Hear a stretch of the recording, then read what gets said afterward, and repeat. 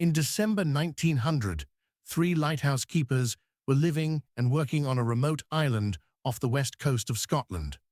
Days later, the station was empty. No attack was witnessed. No distress call survived. No final account explained what happened before the men were gone. That is the force of the Flannan Isles mystery. Not spectacle. Interruption. A working station. A broken routine. A final stretch of time that never made it back to shore. For more than a century, people have filled that gap with theories. Storm accident. Rogue wave. Panic. Folklore. Something stranger. The case does not need the extra help. Its plainest version is strong enough. The Flannan Isles are a small chain of rocky islands in the Outer Hebrides. They are exposed, hard to reach, and easy to imagine only as weather and stone. In 1900, they felt farther away still. The lighthouse stood on Isle Moor, the largest island in the group. Its purpose was simple: mark dangerous water, give ships a signal they could trust. That trust depended on routine. The lamp had to be maintained, equipment checked, stores managed, weather watched. The light itself was a Fresnel lens, a masterpiece of optical engineering. Glass prisms arranged in concentric rings captured and amplified the flame from a simple oil burner, throwing a beam visible for miles. The lens required precise alignment. The keeper on duty would trim the wick, clear the glass of salt spray, and wind the clockwork mechanism that rotated the lens assembly. Every few hours, the same motions, the same checks, the same rhythm that kept the light burning through the night. Oil consumption was measured and logged. Matches, spare wicks, cleaning rags, a hand-cranked foghorn, a bell for dense weather. Everything had its place. Everything had its schedule. That was lighthouse life. Repetitive by design. That was the point. Order kept the station working. Order kept men alive. That is part of why the story lasts. This was not a place built for mystery. It was a place built to prevent it. The first sign of trouble was small. The light was not seen when it should have been. That detail matters because it was procedural, not dramatic. No one saw a struggle. No one heard a call for help. A system simply failed to do the thing it existed to do. Weather delayed the landing. For a time, the island sat out in the sea with no answer coming back from it. When the relief vessel finally reached Isle Moor, one of the keepers should have been there to receive it. No one appeared. That was the moment concern changed shape. A missed light could mean different things. A silent station on a manned island was harder to explain away. When the relief crew went up to the lighthouse, they found it empty. That emptiness became the center of the case. Not damage, not violence, not some dramatic ruin. Absence. The men were gone. The station remained. And what was left behind was ordinary enough to feel true. The table in the keeper's quarters still held a half-finished meal. Chairs stood where they had been left. The logbook was open to the last entry, made on the morning of December 15th. The oil for the lamp had been checked.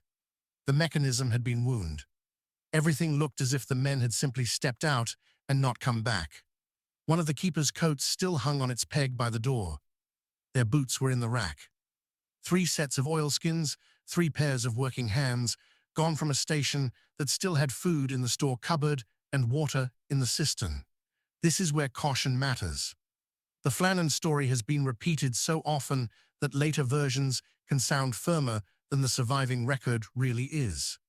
Some details are told with confidence, even when the original basis is thinner than people assume. But even reduced to the most careful account, the discovery still lands. A staffed station on a remote island had become an empty one. Something broke the routine hard enough to pull all 3 men out of place. Whatever happened next left no final explanation behind. Part of what gives this case its staying power is the shape of the evidence. There are official accounts, later recollections, and generations of retelling. They overlap, but not neatly. One detail that has taken on a life of its own is the story of the overturned chair. Some retellings describe a chair found knocked over in the keeper's quarters, as if a struggle had taken place. The original evidence is less dramatic. No contemporary report mentions the chair. It appears in later retellings, growing more specific with each retelling, until it sounds like established fact. Similarly, the weather on the night of the disappearance has been described as apocalyptic in some accounts. The actual meteorological records show a severe storm, certainly, but one typical for the Flannan Isles in winter. The waters were rough. The wind was high, but the cliffs had weathered storms before. The question is not whether conditions were bad, but whether they were bad enough to account for 3 men going missing simultaneously. As the story traveled, it picked up what old mysteries usually pick up: darker language, sharper drama, more atmosphere than the record can comfortably carry. That is normal. People do this with unfinished events. They smooth them into stories. They add pattern where the original material leaves gaps. The Flannan case is eerie enough without that treatment. The sober version is already hard to shake. 3 men were posted to a lighthouse. The light failed. The relief crew arrived. The station was empty. The missing sequence, the one piece that would make the rest sit still, never surfaced. The strongest explanations are still natural ones. The island was exposed. The sea was dangerous. The cliffs were steep enough that a mistake could turn fatal very quickly.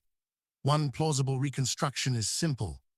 One keeper goes out near the landing area or cliff edge during rough conditions, is swept away or injured, and the others follow to help. Another is that an unusually powerful wave hits men who are in the wrong place at the wrong time and leaves no one behind to restore order.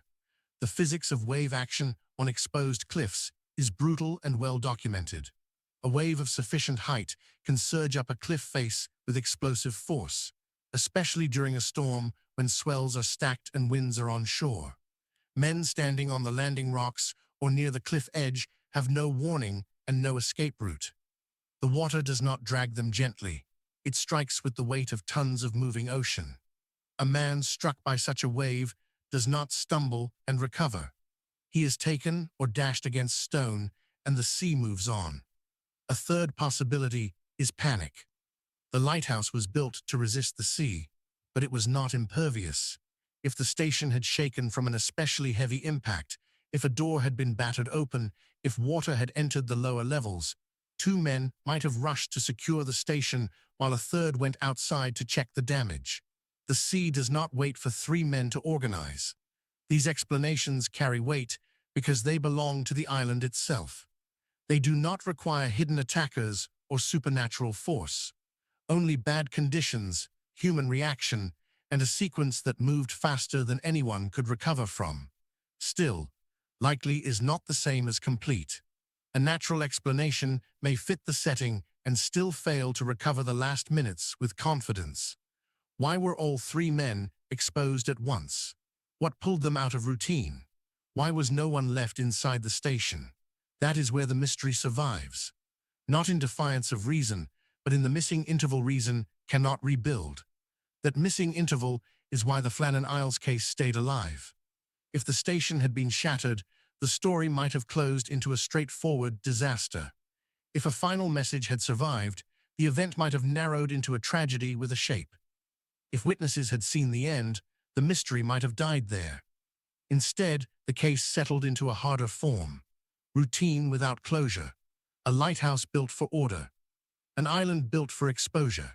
3 men gone between one duty cycle and the next. This is why certain cases endure in the public mind. Not because they are the strangest stories, but because they are the most complete ones that refuse to close. The Flannan Isles gives you everything except the thing you need most. It tells you there were 3 men. It tells you they were experienced keepers on a station built to withstand the North Atlantic. It tells you the light went out, and when people came to find out why, the station was empty. It does not tell you what those men felt in their last hour, or what decision one of them made that drew the others out into the dark. That silence is the engine of the story. It runs on what is not there. More than a century later, the image still holds. A working station on a remote island. The weather outside. No one inside.